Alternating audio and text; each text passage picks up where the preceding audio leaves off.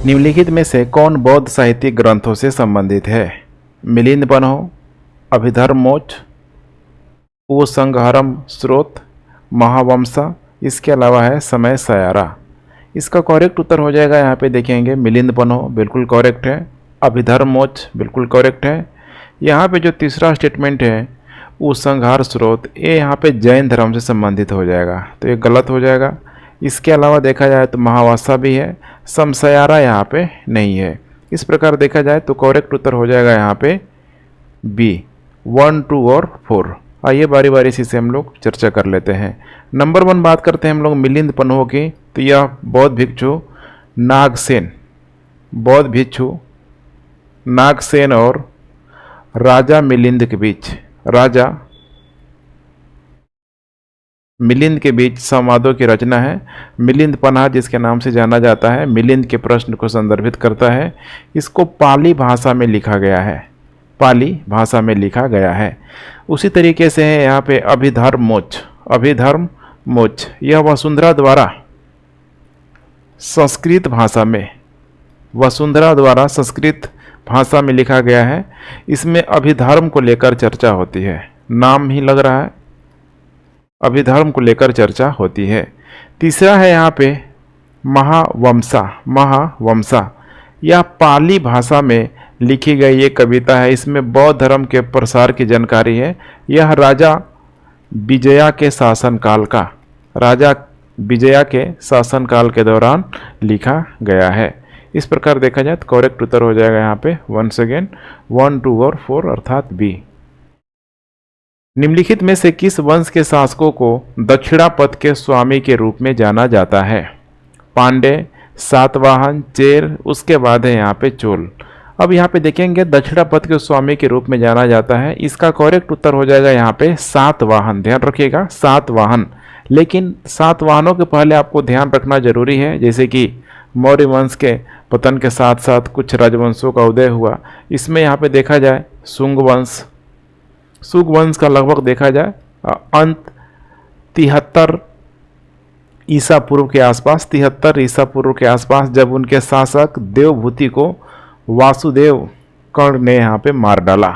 तो अंतिम शासक था यहाँ पे देवभूति, और इसको यहाँ पे वासुदेव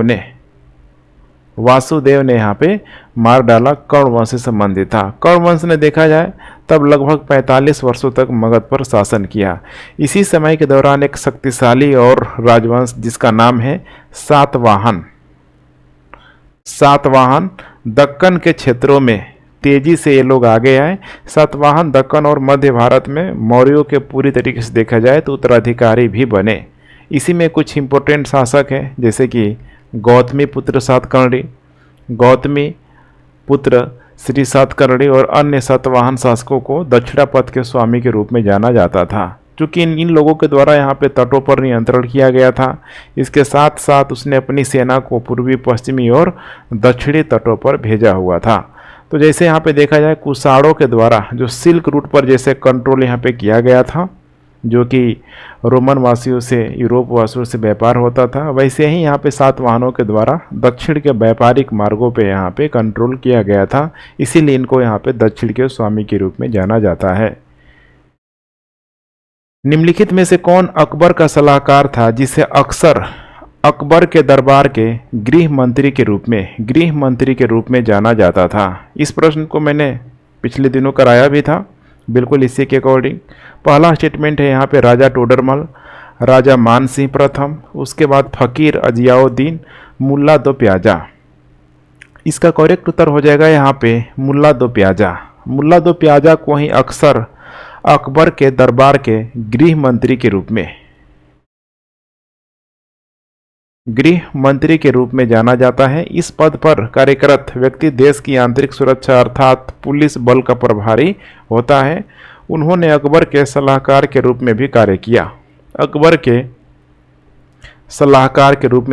किया। हालांकि कई विद्वानों का मानना है कि दो प्याजा एक काल्पनिक चरित्र है। ध्यान रखिएगा, यहाँ पे काल्पनिक चरित्र है। किस वर्ष अकबर ने पहली बार जजिया कर समाप्त किया हुआ था? बहुत इंपॉर्टेंट प्रश्न है। 1564, 1567, 1565, 1566। करेक्ट उत्तर हो जाएगा यहाँ पे 1564। जजिया कर देखा जाए ऐतिहासिक रूप से प्रति व्यक्ति वार्षिक कर जो महिला, बच्चे, बुजुर्ग, विकलांग, बीमार, पागल, भिक्षु, सन्यासी इत्यादि को छोड़ के इसके अलावा गैर मुस्लिम लोगों पर लगाया जाता था। गैर मुस्लिम लोगों पर लगाया जाता था, इसी को यहाँ पे धीम कहा जाता था। इसको शुरुआत किया गया था यहाँ पे फिरोज शाह तुगलक के द्वारा। फिरोज शाह तुगलक के द्वारा इसको यहाँ पे शुरुआत किया गया था और 1564 में अकबर द्वारा इसे समाप्त कर दिया गया था। निम्नलिखित में से कौन सा युग्म सही सुमेलित नहीं है? नंबर 1 है यहाँ पे गुर्जर प्रतिहार, गुजरात और राजस्थान के क्षेत्रों में, बिल्कुल करेक्ट है। यहाँ पे देखा जाए गुर्जर और प्रतिहार लगभग यहाँ पे 8वीं शताब्दी से लेके 11वीं शताब्दी के बीच पश्चिमी और उत्तरी भारत पर अपना प्रभुत्व बनाए रखा। इस राजवंश का प्रमुख शासक जैसे कि नागभट्ट प्रथम, इसके अलावा मिहिर भोज बहुत इंपॉर्टेंट ये सब शासक के नाम आपको ध्यान रखना है। इन शासकों का नाम दे के वंश पूछ लिया जाता है। तो सब एक गुर्जर प्रतिहार है। उसके बाद है यहाँ पे राष्ट्रकूट जो कि पश्चिमी दक्कन से बिलोंग करते हैं, बिल्कुल करेक्ट है। यहाँ पे दंती वर्मन या कह सकते हैं दंती दुर्ग द्वारा राष्ट्रकूट वंश की यहाँ पे स्थापना की गई थी। दंती दुर्ग यही था, इसका संस्थापक था। उसने आधुनिक सोलापुर के निकट मलखेड़ में, इसी को मान्य खेत के नाम से भी जाना जाता है, मलखेड़ में इसने अपनी राजधानी बनाई हुई थी। उसके बाद यहाँ पे नेक्स्ट हो जाएगा यहाँ पे पाल, बंगाल से। देखा जाए पाल वंश आप लोगों को ध्यान होगा, खासकर उस त्रिपक्षीय संघर्ष के रूप में समझने की ज़रूरत है। हर्ष की मृत्यु के बाद और पालों के उदय तक देखा जाए बंगाल का इतिहास पूरी तरीके से स्पष्ट नहीं है। माना जाता है यहाँ पे कि बंगाल आंतरिक अव्यवस्था के अधीन था जी, इसी को यहाँ पे बोला गया था मत्स्य न्याय यहाँ पे कहा गया था। अब इसी मत्स्य न्याय को समाप्त करने के लिए एक क्रांति में लोगों द्वारा यहाँ पे गोपाल को चुन लिया गया। ध्यान रखिएगा, यहाँ पे गोपाल को राजा चुन लिया गया और गोपाल ने राज्य में शांति की शुरुआत की और इसी गोपाल के द्वारा, जैसे आपको पता भी होना चाहिए, पाल वंश की यहाँ पे नींव रखी गई। उसके बाद चौथा है यहाँ पे चोल। देख पा रहे कितना और आंसर दिया गया है, मध्य प्रदेश, जबकि यही यहाँ पे कह रहा है सही सुमेलित नहीं है। करेक्ट उत्तर यहाँ पे डी ही होगा, क्योंकि चोल का संबंध यहाँ पे हो जाएगा तमिलनाडु से। और इसमें देखेंगे संगम साहित्य आप लोगों को ध्यान होगा, जिसमें कि चेर, चोल, पांड्या जैसे बहुत सारे प्राचीन राजवंशों के हमें जानकारी भी मिलती है। चोरों ने कावेरी डेल्टा और आसपास के क्षेत्रों पर अपना कंट्रोल किया और कांची का क्षेत्र भी चोल साम्राज्य का कभी हिस्सा हुआ करता था। किस शासक ने त्रिधातु सिक्का प्रणाली की शुरुआत की जो बाद में मुगल सिक्का प्रणाली बन गई? बहुत आसान सा जवाब हो जाएगा। देख पा रहे शेर शाह सूरी, बाबर, अकबर, हुमायूं। अब यहाँ पे देखेंगे तो किस शासक ने त्रिधातु सिक्का प्रणाली की शुरुआत की जो बाद में मुगल सिक्का प्रणाली बन गया? इसका करेक्ट उत्तर हो जाएगा यहाँ पे ए, शेर शाह सूरी। शेर शाह सूरी के द्वारा ही यहाँ पे त्रिधातुवाद कह सकते हैं, धातुवाद की प्रणाली की शुरुआत की गई जो मुगलों की सिक्कों की प्रमुख विशेषताएं थी। वह काफ़ी हद तक देखा जाए मुगलों की नहीं बल्कि शेर शाह सूरी की ही यहाँ पे रचना थी। शेर शाह सूरी के द्वारा चांदी का एक सिक्का जारी किया गया और इसी को यहाँ पे रुपया कहा गया। देखा जाए जो आधुनिक रुपया का पूरी तरीके से अग्रदूत भी माना जाता है और 20वीं शताब्दी की शुरुआत तक काफ़ी हद तक यह प्रवर्तित भी रहा। साथ में देखा जाए यहाँ पे सोने के सिक्के को मोहर और तांबे के सिक्कों को यहाँ पे डैम कहा जाता था। तो यहाँ पे हो जाएगा डैम सोना और इसके अलावा हो जाएगा यहाँ पे तांबे के सिक्कों को यहाँ पे डैम, और आप लोगों ने देख ही लिया है यहाँ पे चांदी को कहा जाता था रुपया। तो यहाँ पे 3 प्रकार का आपको दिखाई दे रहा है त्रिधातु सिक्का, इसी को बोला जाता है। मध्यकालीन भारत के आर्थिक इतिहास के संदर्भ में मणिग्रामम शब्द का अर्थ क्या है? मणिग्रामम शब्द का अर्थ क्या है? दक्षिण भारत में जमींदारों द्वारा उनके किसानों पर लगाए जाने वाला कर। उनके किसानों पर लगाए जाने वाला कर बिल्कुल गलत है। साम्राज्य की मदद से बंजर भूमि को खेती योग्य भूमि में परिवर्तित किया गया, ये भी बिल्कुल गलत है। इसके बाद है यहाँ पे बाजार जहाँ किसान उनकी उपज लाते थे, ये भी गलत है। चौथे नंबर पे है घरेलू और अंतर्राष्ट्रीय व्यापार के लिए दक्षिण भारतीय व्यापारियों का श्रमिक संघ। अब जब 3 गलत हो गया तो चौथा ही यहाँ पे करेक्ट होगा, यही होगा मणिग्रामम का अर्थ। देखा जाए यहाँ पे मणिग्रामम के संदर्भ में, तो मणिग्रामम देखिए मध्यकाल के दौरान स्थानीय व्यापारियों द्वारा, बहुत इंपॉर्टेंट है, स्थानीय व्यापारियों द्वारा घरेलू और अंतर्राष्ट्रीय व्यापार के लिए स्थगित व्यापारी श्रेणी संघ था। देखा जाए यहाँ पे 9वीं से लेकर 13वीं सदी तक, 9वीं से लेकर 13वीं सदी तक केरल के व्यापारिक संगठन थे ये सारे, ये दक्षिण भारत में विद्यमान था और उस क्षेत्र की वाणिज्यिक गतिविधियों को नियंत्रित करता था। मणिग्रामम कुल मिला के देखा जाए तो यह एक स्थानीय व्यापारिक निकाय था। इसमें कुछ प्रमुख संघ थे, जैसे कि कुछ संघों का मैं चर्चा कर देता हूँ, ध्यान से देखते चलिए। नंबर 1 यहाँ पे हो जाएगा नाना देसी। इसके अलावा अंजू वन्नम। इसके अलावा यहाँ पे देखा जाए अन्य लोकप्रिय व्यापारिक संघ भी था। 2 का नाम आपको विशेष तौर पे ध्यान में रख के चलना है। वे समुद्री और भूमि व्यापार दोनों में सक्रिय हुआ करते थे। यह पहली बार 9वीं शताब्दी में देखा जाए केरल के तट पर दिखाई दिया हुआ था। उसके बाद से माना जाता है कि धीरे धीरे कई सारे क्षेत्रों में लोग फैलते चले गए। 1854 में ब्रिटिश सरकार द्वारा भारत में भेजा गया वुड्स डिस्पैच अर्थात वुड का नीति पत्र किस क्षेत्र से संबंधित था? भारत के राजनीतिक मामले से गलत हो जाएगा। भारतीय शिक्षा से, यही करेक्ट उत्तर होगा। भारत में रेलवे का विकास, भारत में औद्योगिक विकास, ये भी यहाँ पे गलत हो जाएगा। इसके बारे में हम लोग जान लेते हैं। वुड्स डिस्पैच आयोग, जिसको यहाँ पे भारत में अंग्रेजी सीखने और महिला शिक्षा के मतलब कह सकते हैं प्रसार के उद्देश्य से यहाँ पे लाया गया था। अंग्रेजी सीखने और महिला शिक्षा के प्रसार के उद्देश्य से इसको लाया गया था। वर्ष 1854 में इस आयोग को सर चार्ल्स वुड की अध्यक्षता में गठित किया गया था। इस प्रणाली के तहत निजी स्कूलों को सहायता में अनुदान दिया भी जाना था। निम्नलिखित में से कौन सा भारत में जमींदारी प्रणाली के संदर्भ में सही नहीं है? इसे लॉर्ड कॉर्नवालिस ने 1793 में प्रस्तावित किया था। बिल्कुल करेक्ट स्टेटमेंट है। इस प्रणाली के तहत सरकार द्वारा सीधे किसानों से भू राजस्व की वसूली की जाती थी। ये बिल्कुल गलत स्टेटमेंट है। करेक्ट उत्तर यही हो जाएगा बी।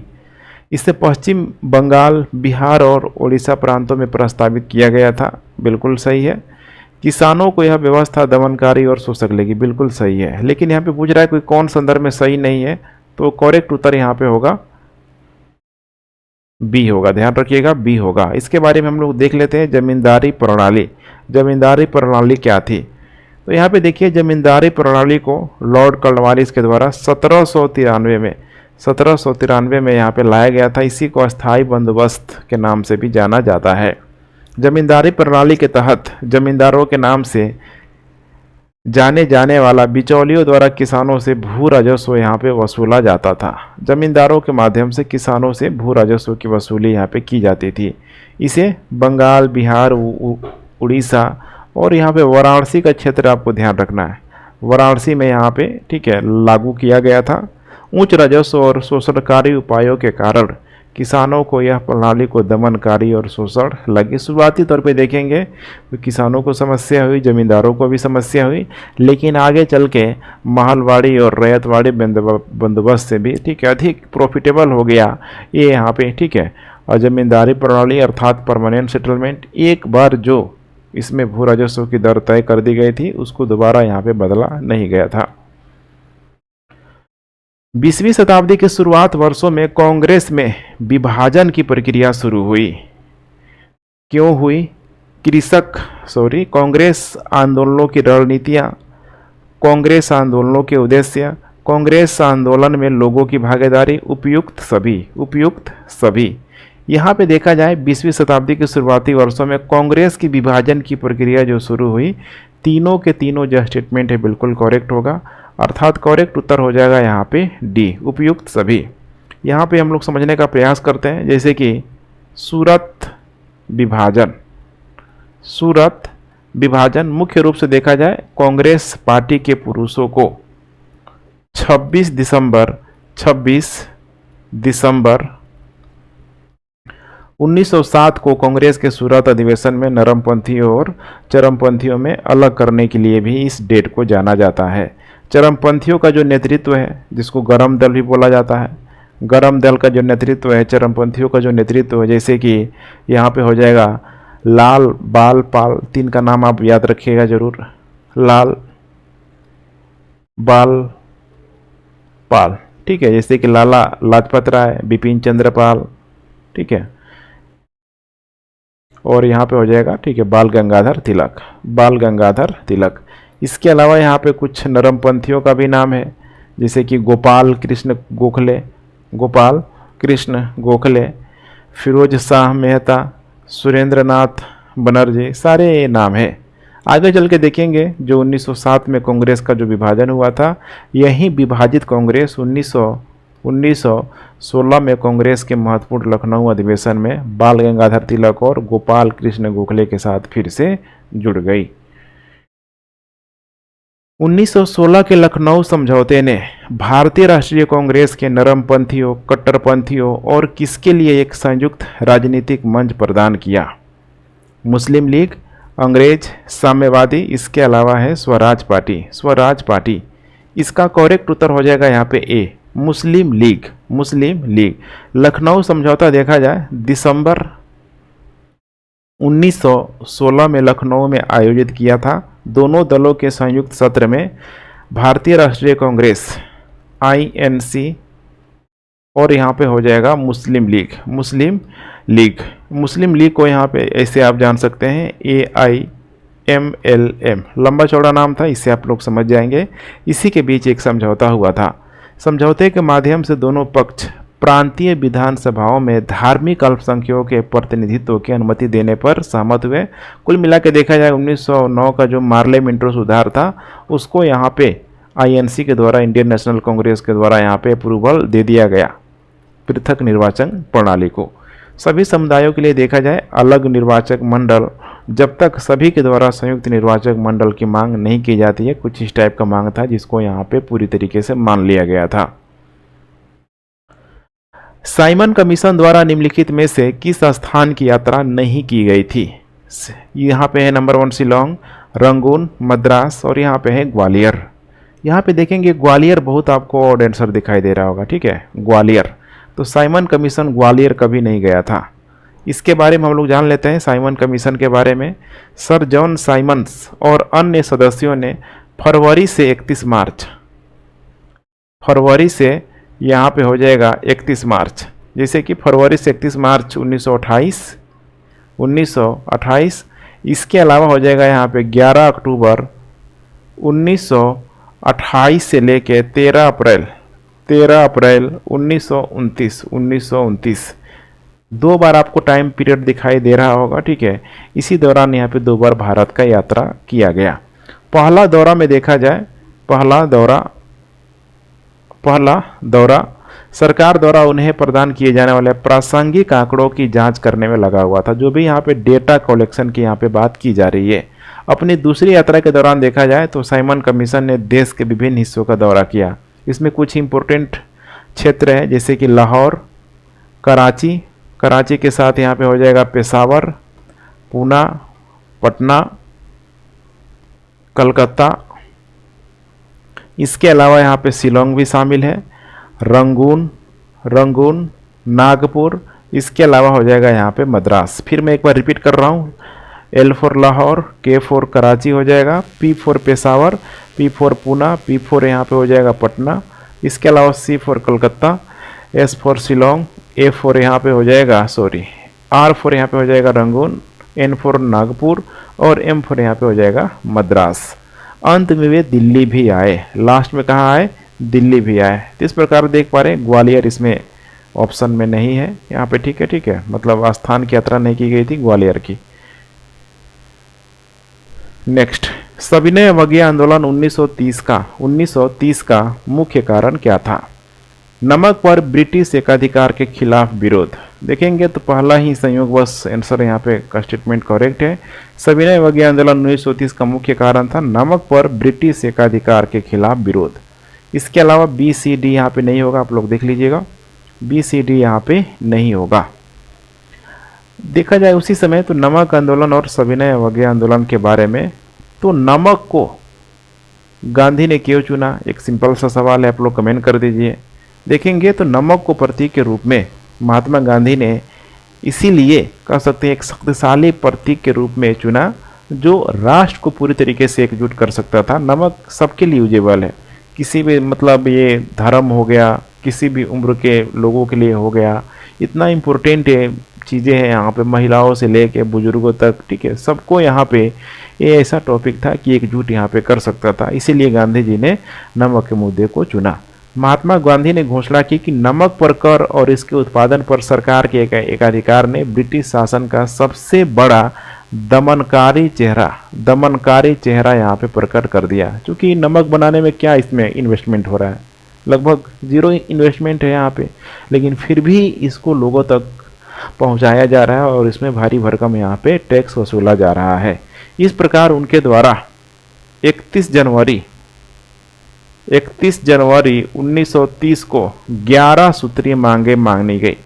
गांधी जी के द्वारा 11 सूत्रीय मांगे मानी गई, ठीक है। वायसराय उस समय इरविन था, उसको पत्र भी लिखा गया, लेकिन वायसराय उस समय बातचीत करने के लिए तैयार नहीं था। लेकिन जैसे ही ये आंदोलन मजबूत होता चला गया, आगे चल के वो तैयार भी हुआ।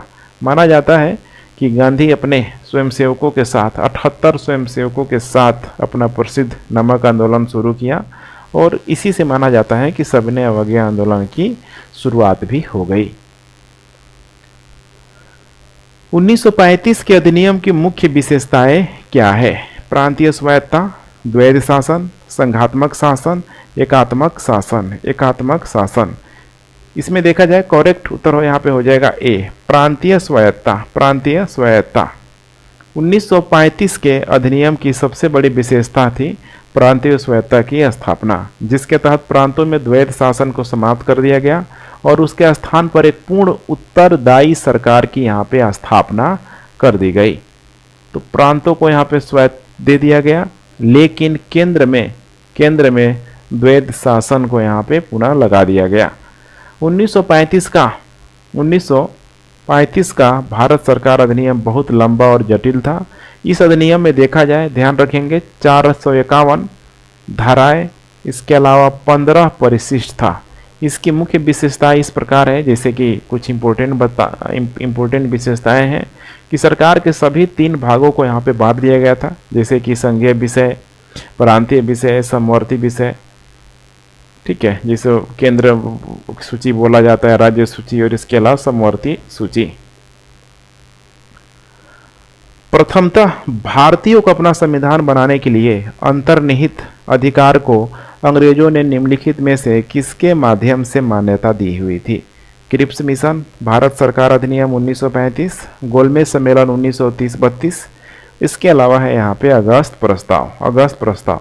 अब यहाँ पे दिया है अपना संविधान बनाने के लिए, तो इसमें सटीक जो उत्तर यहाँ पे हो जाएगा अगस्त 1940, अगस्त प्रस्ताव 1940, जो उस समय जो वायसराय हुआ करता था यहाँ पे लिन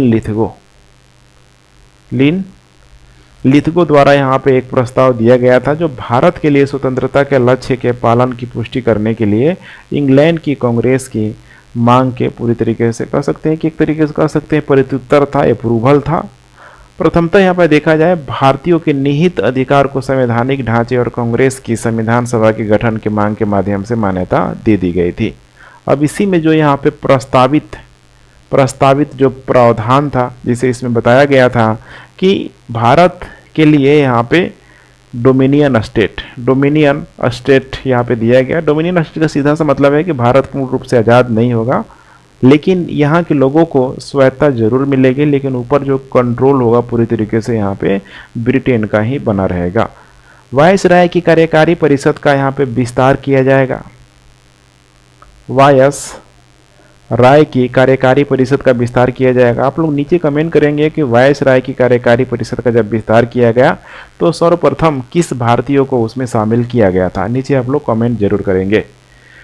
जिसमें देखा जाए अधिकांश भारतीय होंगे। उसके बाद ये भी बताया गया था कि युद्ध के बाद एक संविधान सभा की स्थापना की जाएगी, जहां मुख्य रूप से भारतीय अपनी सामाजिक, आर्थिक और राजनीतिक अवधारणाओं के अनुसार संविधान का फैसला करेंगे। इसके बाद ये भी बताया गया था माइनॉरिटी को लेके कि इनकी सहमति के बिना भविष्य का कोई भी संविधान अपनाया नहीं जाना चाहिए। अब यही सारी बातें थी। अब इन सारे ही बातों को लेकर देखा जाए यहाँ पे मुस्लिम लीग ने पूरी तरीके से अस्वीकार कर दिया। नेहरू के द्वारा कुछ स्टेटमेंट बोला गया, जैसे कि डोमिनियन स्टेट पहले ही अप्रासंगिक हो चुका है, अर्थात 1928-29 में जब पूर्ण स्वराज की मांग की जा रही है तब डोमिनियन का कोई मतलब ही नहीं है। इससे तो हम बिल्कुल किसी भी कीमत पे हम तैयार नहीं है। गांधी का भी यहाँ पे स्टेटमेंट था कि राष्ट्रवादी और ब्रिटिश शासकों के बीच खाई को इस अगस्त प्रस्ताव ने और अधिक यहाँ पे चौड़ा कर दिया। खाई तो था ही, लेकिन इसको और बढ़ा दिया। ऐसे स्टेटमेंट देखेंगे तो बीपीएससी आजकल खूब पूछ रहा है, सबको ध्यान में रख के चलेंगे। 1942 में जब क्रिप्स मिशन लागू किया गया तब भारत का वायसराय कौन था? माउंटबेटन, वेवेल है, विलिंगडन है, इसके अलावा है लिनलिथगो। अभी हम लोगों ने देखा हुआ था 1942 में जब क्रिप्स मिशन लागू किया गया था तब उस समय जब भारत का वायसराय कौन था? यहाँ पे लिनलिथगो यही था उस समय। टाइम पीरियड इसका ध्यान रखेंगे 1936 से लेके 1944 तक, लगभग 8 साल का कार्यकाल है। वायसराय में सबसे अधिक जो लंबा कार्यकाल इसी का है, जिसका नाम है लिनलिथगो। उसके अधीन भारत में कुछ बड़ी जो घटनाएं हुई है अक्सर पूछा जाता है, जैसे कि यहाँ पे 1935 हो जाएगा भारत सरकार अधिनियम 1935, जिसको 1937 से इम्प्लीमेंट किया गया। वैसे ही है यहाँ पे 1942 क्रिप्स मिशन, इसी समय भारत का दौरा किया। 1942 भारत छोड़ो आंदोलन शुरू किया गया। इसके अलावा देखा जाए सेकेंड वर्ल्ड वार 1939 में जब सेकेंड वर्ल्ड वार हुआ तो उस समय वायसराय यही था लिनलिथगो। भारतीय स्वतंत्रता अधिनियम 1947 के प्रावधानों के बारे में निम्नलिखित में से कौन सा कथन सही नहीं है? इसने 2 स्वायत्त उपनिवेश दर्जा दिया, भारत और पाकिस्तान। कह रहा है कौन कथन सही नहीं है? तो ये तो सब यहाँ पे सही है। रेड क्लिफ के तहत एक सीमा आयोग की स्थापना की गई थी, ये भी बिल्कुल सही है। ब्रिटिश राजा द्वारा दोनों स्वायत्त उपनिवेशों को गवर्नर जनरल नियुक्त करना था, ये भी बिल्कुल सही है। ब्रिटिश सरकार संविधान बनने तक स्वायत्ता उपनिवेश पर नियंत्रण करेगी। अब ये जो है यहाँ पे करेक्ट स्टेटमेंट नहीं है 1947 का। 1947 का अगर अधिनियम यहाँ पे लग गया है तो इसका मतलब सीधा सा है कि अब ब्रिटेन का भारत पे कोई कंट्रोल नहीं है, यह ठीक है। तो ब्रिटिश संसद ने 18 जुलाई, ये डेट पूछा जा सकता है, 1947 को भारत की स्वतंत्रता अधिनियम के लिए माउंटबेटन योजना के तहत यहाँ पे, ठीक है, या फिर कह सकते हैं माउंटबेटन योजना ने यहाँ पे पुष्टि की हुई थी माउंटबेटन के द्वारा।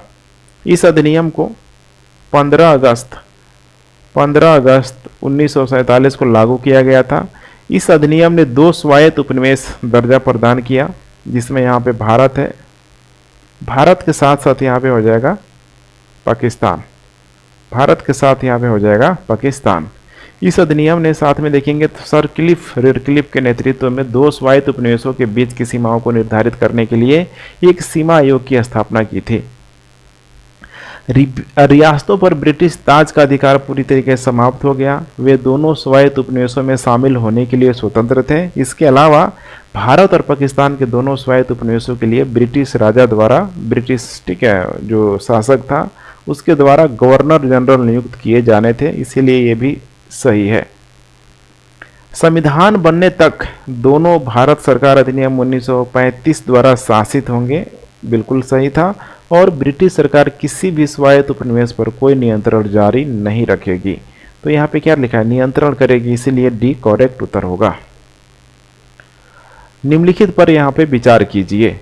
कोल विद्रोह है, संथाल, इसी को हुल विद्रोह के नाम से जाना जाता है। उसके बाद है यहाँ पे तीसरा मुंडा, जिसको उलगुलान विद्रोह के नाम से जाना जाता है। अब यहाँ पे दिया हुआ है, उपरोक्त को कालानुक्रमिक क्रम में व्यवस्थित कीजिए। चलिए बारी बारी से चर्चा कर लेते हैं। कोल विद्रोह की बात करें 1832 ईस्वी के आसपास हुआ था। छोटा नागपुर क्षेत्र में रहने वाली जनजातीय थे, इन्हीं लोगों के द्वारा किया गया था। 1831-32 के दरमियान ये हुआ था, जिसमें कोलों ने खुद को संगठित किया और अंग्रेजों और साहूकारों के खिलाफ विद्रोह किया हुआ था। ठीक वैसे ही है यहाँ पे संथाल विद्रोह, लंबी चौड़ी कहानी है इनका। 1855 से 56 के दरमियान संथाल, जिसको हुल विद्रोह के नाम से जाना जाता है, वर्तमान में देखेंगे झारखंड, उड़ीसा, पश्चिम बंगाल, तीनों के सीमाओं पर यह स्थित है।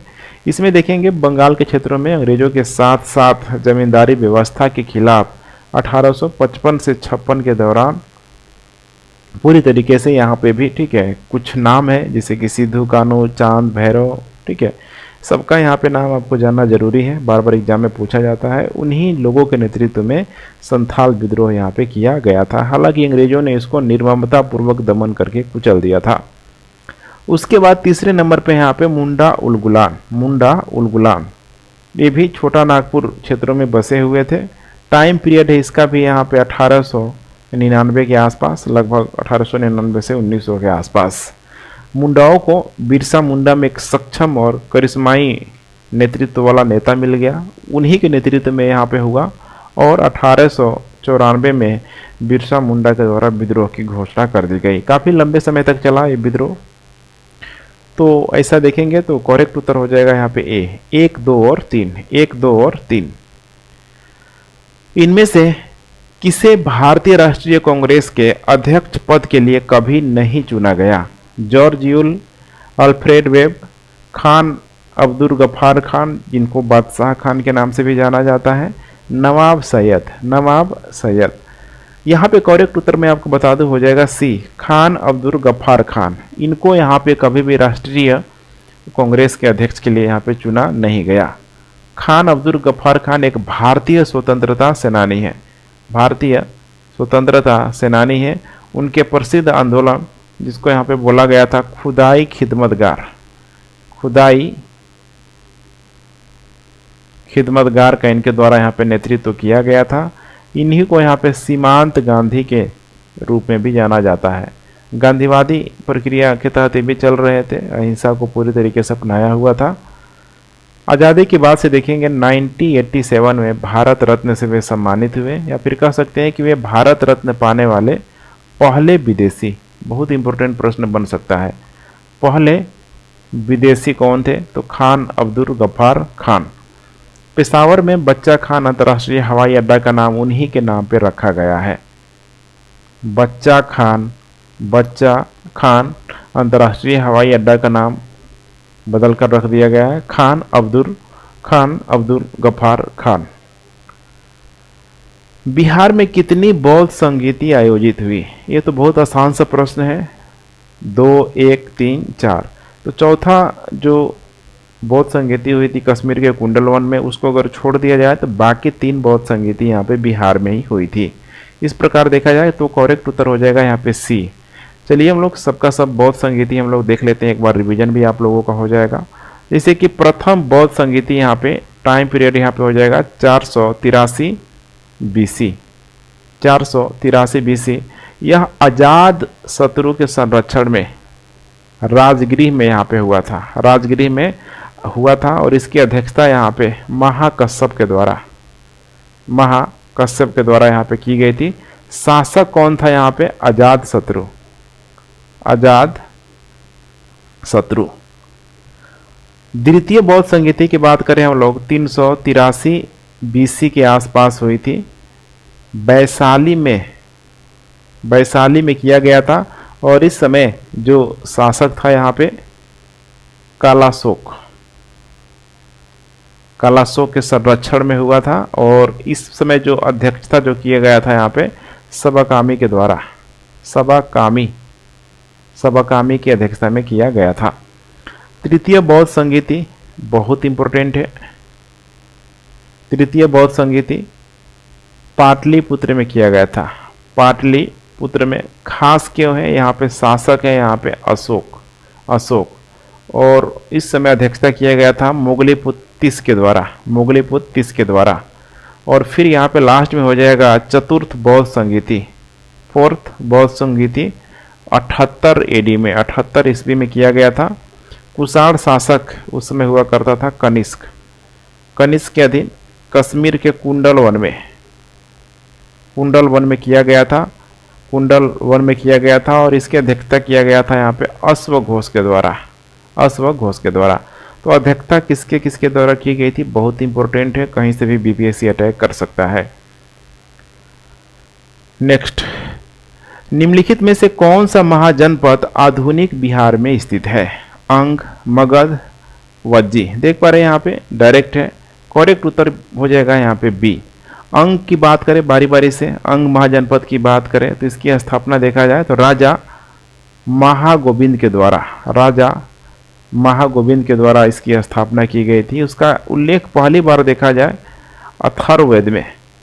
देखेंगे लगभग 16 महाजनपदों का जो उल्लेख था अथर्ववेद में आपको देखने के लिए मिल जाएगा। इसमें आज ही की तरह यहाँ पे देखा जाए तो मुंगेर में अंग में यहाँ पे कुछ क्षेत्र शामिल है, जैसे कि मुंगेर, भागलपुर, इसके अलावा यहाँ पे हो जाएगा खगड़िया सब यहाँ पे शामिल है। इसकी जो राजधानी हुआ करती थी, अंग की राजधानी पता होना चाहिए चंपा।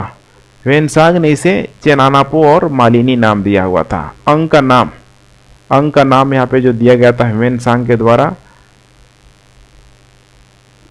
चेनानपो, और एक और नाम दिया है यहाँ पे मालिनी, बहुत इंपॉर्टेंट है बीपीएससी के लिए। उसके बाद हम लोग बात करते हैं यहाँ पे मगध। इसका उल्लेख देखा जाए पहली बार यहाँ पे अथर्ववेद में मिलता है। इसमें सबसे देखिए इंपॉर्टेंट जो, अगर हम लोग क्रोनोलॉजी की बात करते हैं तो बौद्ध और जैन धर्म को विकास करने में बहुत इंपॉर्टेंट रोल इसने प्ले किया।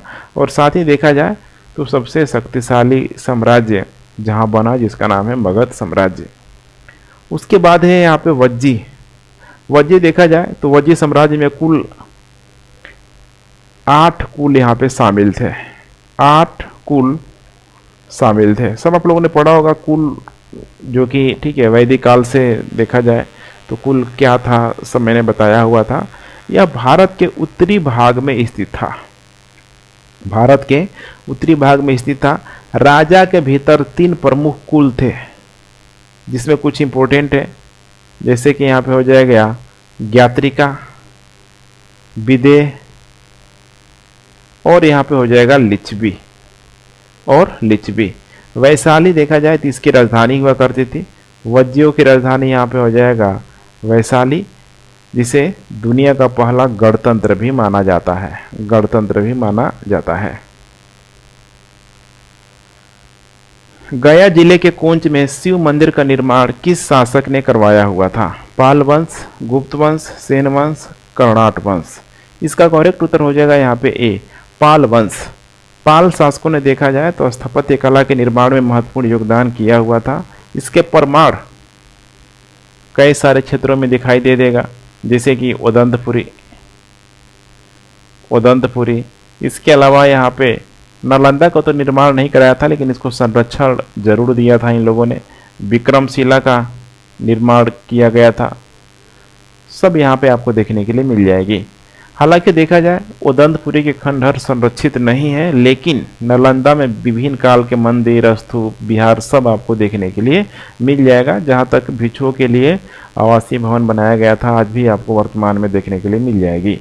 ठीक वैसे ही यहाँ पे विक्रमशिला, इसके खंडहर पाल काल की वास्तुकला को स्पष्ट रूप से दर्शाती है। उदंतपुर, इसका टाइम पीरियड देखा जाए 750 से लेकर 770 ईस्वी के बीच ठीक है, इसका यहाँ पे निर्माण कराया गया था। यहाँ पे भी एक अच्छा खासा मठ आपको देखने के लिए मिल जाएगा। तो सबका सब यहाँ पे इम्पोर्टेंट है, आपको ध्यान में रख के चलना है। निम्नलिखित में से कौन सा राजवंश बिहार से संबंधित था? कर्नाट राजवंश बिल्कुल करेक्ट है।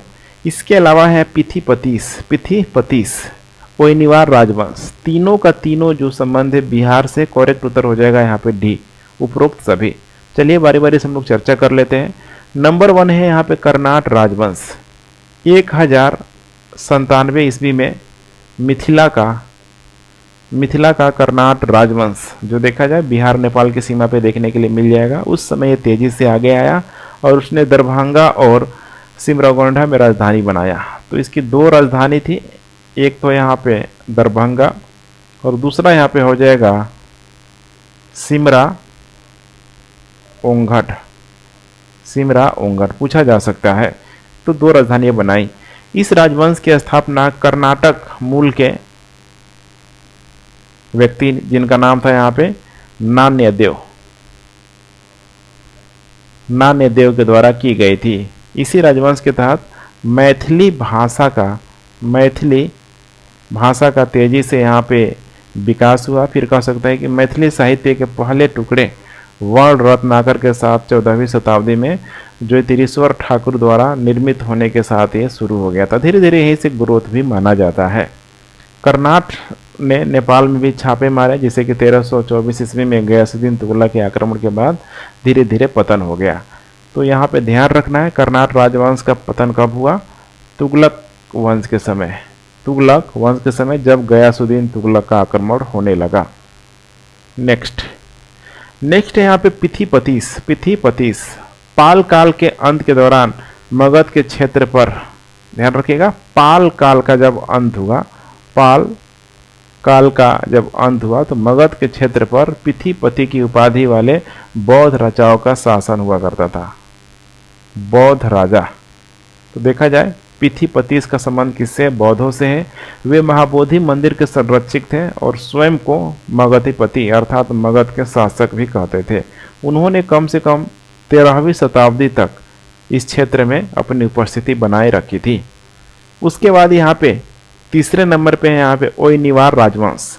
देखेंगे तो कर्नाट वंश के पतन के बाद से उन क्षेत्रों में ओइनिवार राजवंश का उदय हुआ और उसने दिल्ली सल्तनत के जागीरदारी के रूप में उत्तरी बिहार पर शासन किया। अर्थात ओइनिवार राजवंश कुल मिला के देखा जाए तो दिल्ली सल्तनत के जागीरदार के रूप में, संबंध भी आप इसे कह सकते हैं। इसमें देखेंगे तो राजा शिव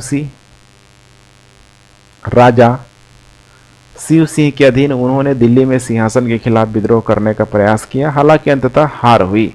वे जौनपुर सल्तनत के समकालीन थे।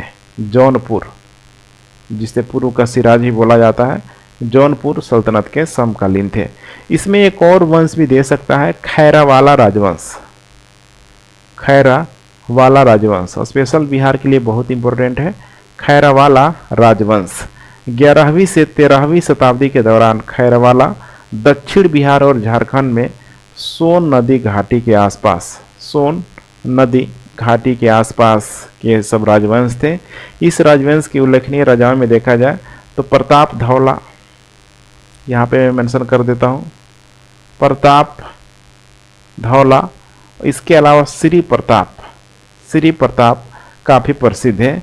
वे रोहतास किले के निर्माण में भी शामिल थे। रोहतास का किला आप लोगों ने जरूर पढ़ा होगा, और रोहतास के किले में निर्माण थे, मतलब शामिल थे। खैरावाला राजवंश। निम्नलिखित कथनों पर विचार करिए। उदंतपुरी महाबिहार की स्थापना धर्मपाल ने की थी। उदंतपुरी महाबिहार की रचना धर्मपाल ने की हुई थी। तो ये तो यहाँ पे गलत हो जाएगा ना, धर्मपाल ने यहाँ पे की हुई थी। उदंतपुर, जिसे उदंतपुर या उदयपुर भी कहा जाता है, भारत के, ठीक है, बिहार में। अब बिहार शरीफ में एक प्रमुख बौद्ध महाविहार था। इसका स्थापना देखा जाए 8वीं शताब्दी में पाल शासक गोपाल फर्स्ट के द्वारा किया गया था। गलत हो जाएगा। नालंदा महाविहार की स्थापना चंद्रगुप्त ने की हुई थी। कितना ऑड आंसर यहाँ पे दिया हुआ, ठीक है, स्कंदगुप्त ने की थी। जब किसकी स्थापना देखा जाए तो कुमार गुप्त के द्वारा यहाँ पे की गई थी। उसने महेंद्रादित्य की उपाधि धारण की थी। कुमार गुप्त ने महेंद्रादित्य की उपाधि धारण की हुई थी। यह लंबे समय तक एक सर्वश्रेष्ठ विश्वविद्यालय बना रहा था, जब तक कि बख्तियार खिलजी ने इसे नष्ट नहीं कर दिया था। लास्ट में यहाँ पे विक्रमशिला महाविहार की स्थापना गोपाल ने की थी। देख पा रहे हैं, सब इधर उधर कर दिया है, ठीक है। तो यहाँ पे ये भी गलत हो जाएगा, क्योंकि देखा जाए यहाँ पे इसका जो स्थापना यहाँ पे धर्मपाल के द्वारा, पाल वंश के शासक धर्मपाल ने, ठीक है, इसकी स्थापना यहाँ पे की हुई थी। साथ में देखा जाए तो उदंतपुरी, विक्रमशिला या फिर नालंदा महाविहार, सबको यहाँ पे संरक्षण भी देने का प्रयास किया हुआ था। लेकिन लगभग 1203 ईस्वी के दौरान मोहम्मद बिन बख्तियार खिलजी की सेना ने फिर उसके द्वारा यहाँ पे नष्ट कर दिया गया था। पटना बिहार में किसके द्वारा नखास तालाब को नमक बनाने और नमक कानून को तोड़ने के लिए एक स्थल के रूप में चुना गया था? पिछले बार तालाब का नाम पूछा था, इस बार यहाँ पे व्यक्तिगत नाम पूछ लिया है। अंबिका कांत सिन्हा, के कलप्पन, गोपाल बंधु चौधरी, इसके अलावा हो जाएगा सी राजगोपालाचारी। इसका करेक्ट उत्तर हो जाएगा यहाँ पे ए, अंबिका कांत सिंह। पटना में नखास तालाब को अंबिका कांत सिन्हा द्वारा नमक बनाने और नमक कानून तोड़ने के लिए एक स्थल के रूप में चुना गया था। 6 अप्रैल 1930 को, ये डेट आपको ध्यान रखना चाहिए, 1930 को दांडी में मुट्ठी भरकर नमक उठाकर गांधी ने सविनय अवज्ञा आंदोलन का शुरुआत किया हुआ था। इसके बाद पूरे देश में नमक कानून की अवहेलना की गई, जिसमें एक प्रमुख पटना भी था।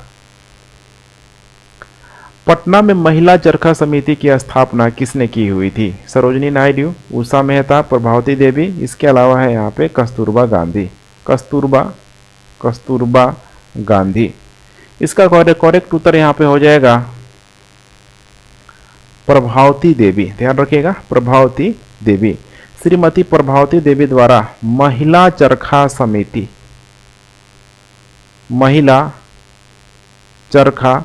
समिति की स्थापना की गई थी। यह बिहार में स्थापित होने वाला पहला महिला संस्थान है। ये भी बहुत इंपॉर्टेंट है, पहला महिला संस्थान है बिहार में।